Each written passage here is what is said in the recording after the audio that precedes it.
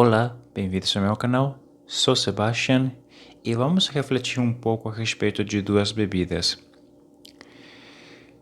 Geralmente, durante as nossas reuniões dominicais, especificamente no momento da exortação da ceia do Senhor, nós nos valemos do uso desse momento para lembrar e refletir a respeito do sacrifício de Jesus e o motivo pelo qual ele fez o que fez. Não é necessariamente um momento para focarmos na sua ressurreição, para falarmos a respeito daquilo que nós, seres humanos, precisamos para sermos salvos, mas é um momento específico para lembrar e para refletir a respeito do sacrifício de Jesus na cruz e o motivo pelo qual ele fez o que fez. Nós sabemos que ele fez isso por amor a nós. Bom, já que é um momento para lembrar e refletir a respeito do sacrifício dele e o motivo pelo qual ele se sacrificou por nós, tem alguns textos, alguns versículos que vão estar entrelaçados na paixão de Cristo, e muitas vezes esses textos não são mencionados ou usados para meditar a respeito. E alguns desses textos que eu estou me referindo são esses textos que falam a respeito das duas bebidas que Jesus teve algum tipo de contato. Como, por exemplo, no texto de Mateus capítulo 27, versículos 34 e 48, vão mencionar a respeito dessas duas bebidas. Leamos os seguintes textos. Deram-lhe a beber vinho com fel, mas ele, provando-o, não o quis beber. E logo um deles correu a buscar uma esponja e, tendo-a embebido de vinagre e colocado na ponta de um caniço, deu-lhe a beber. Em relação à primeira bebida, se você fosse ler essa mesma história narrada por Marcos, especificamente em Marcos capítulo 15, versículo 23, o texto vai mencionar que, ao invés de ser vinho misturado com fel, como foi mencionado na narrativa mateana, Marcos vai mencionar que era vinho misturado com mirra. E aí Carson menciona que o motivo pelo qual Marcos menciona a mirra é para descrever o conteúdo da bebida, enquanto que o motivo pelo qual Mateus mencionou o fel é para mencionar e descrever o gosto dessa bebida. Agora, há ao menos duas interpretações sobre o que isso significaria.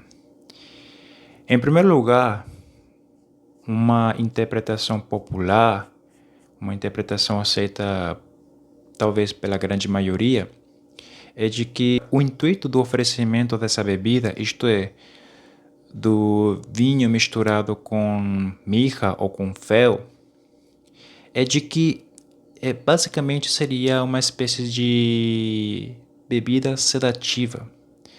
Uma bebida que serviria para atenuar ou diminuir, ou pelo menos para ajudar a sentir menos a dor.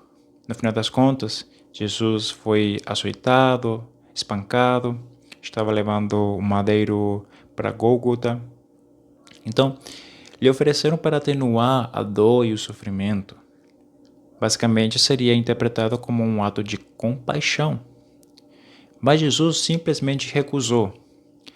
Quando lemos na versão em Mateus, Jesus provou a bebida, mas ele logo se recusou a consumi-la. Mas por quê? Aí vem a possível segunda interpretação. A possível segunda interpretação do motivo pelo qual Jesus rejeitou consumir essa bebida seria de que, na realidade, não se trataria de um ato de compaixão para atenuar a dor dele, senão que se trataria de um ato de zombaria.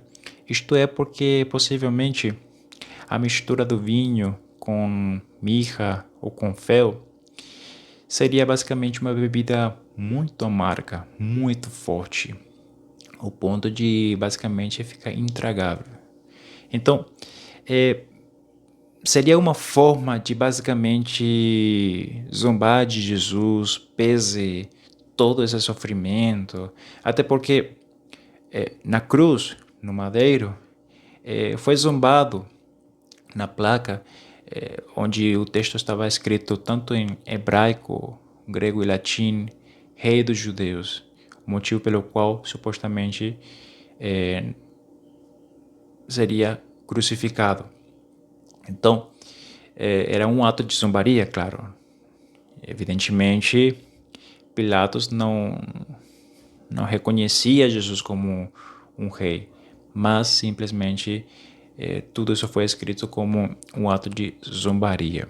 Então, tem essas duas interpretações. Uns interpretam como um ato de compaixão e Jesus rejeitou o consumo dessa bebida para aceitar o cálice do sofrimento. Caso fosse essa a interpretação correta, então o motivo pelo qual Jesus rejeitou o consumo dessa bebida seria basicamente para aceitar de forma plena e consciente a dor que ele estava assumindo na cruz por amor a nós. Mas, caso seja um ato de zombaria, também demonstra que Jesus está disposto a concluir aquilo que ele começou, pese os obstáculos.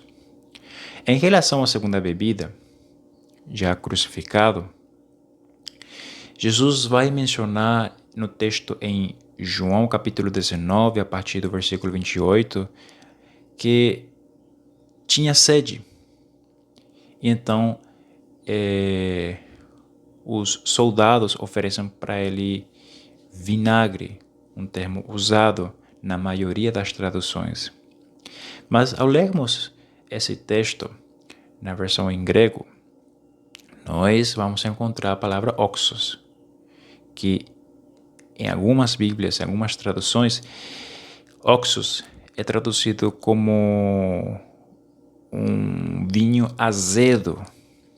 Em alguns comentários, nós vamos encontrar a expressão de um vinho misturado com vinagre ou diluído com vinagre. Então, estaria isso se tratando de outro ato de zombaria? Ao invés de lhe oferecer água, seria um ato de zombaria, como uma forma de prolongar ainda mais o tempo de vida de Jesus na cruz e, portanto, a sua agonia? Possivelmente sim. Agora leamos esse texto que eu tinha mencionado, João capítulo 19, versos 28 em diante. Depois, vendo Jesus que tudo já estava consumado, para se cumprir a escritura, disse: Tenho sede. Estava ali um vaso cheio de vinagre. Embeberam de vinagre uma esponja e, fixando-a num caniço de sopo, lhe achegaram à boca.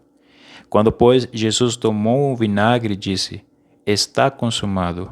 Inclinando a cabeça, rendeu o espírito. Agora, um fator bastante relevante a considerar a respeito do consumo ou do oferecimento da primeira bebida e do consumo da segunda bebida, cabe ressaltar que realmente o que Jesus estava fazendo ali era o cumprimento de uma das profecias messiânicas a respeito dele. Se trata da citação de Salmos número 69, versos 21. Por alimento me deram fel, e na minha sede me deram a beber vinagre. Não seria estranho realmente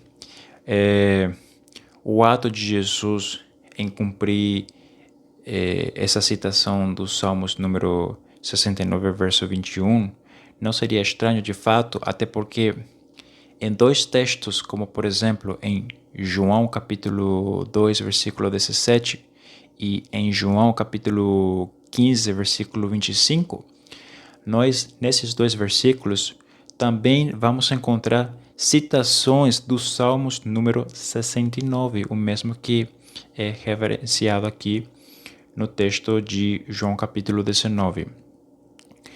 Então, é interessante notar isso porque, no final das contas, nos seus últimos minutos de vida física aqui na Terra, Jesus se preocupou em cumprir cada pedaço da profecia messiânica a respeito dele. Jesus realmente obedeceu até o fim à vontade do Pai. Jesus realmente aceitou o cálice do sofrimento até o fim. E Jesus realmente nos amou até o fim, cumprindo cada um desses detalhes. Pese as zombarias, pese a dor física, a agonia, o sofrimento, Jesus realmente esteve ali até o último momento necessário, por amor a nós, para sofrer a morte do pecado por nós. Então, mediante esse sacrifício, não esqueça que Jesus, quando o Cordeiro Pascal, ele morreu por nós quando somos nós quem deveria estar ali na cruz pendurado. E Jesus, quando pão asmo, Jesus nos liberta da escravidão do pecado. Somos libertos do pecado mediante o sacrifício de Jesus. Então, são questões válidas para a gente lembrar e refletir a respeito do sacrifício dele e o motivo pelo qual ele fez o que fez na cruz e antes da cruz. Então, são essas coisas que a gente não pode esquecer. Devemos lembrar, devemos meditar em tudo isso. No final das contas, se não fosse pelo sacrifício redentor de Jesus, nós estaríamos certamente perdidos. Se você gostou do conteúdo do vídeo, achou útil o material, curta. Se não estiver inscrito no canal, se inscreva, compartilhe com seus amigos e que Deus te abençoe. Até a próxima. Tchau, tchau.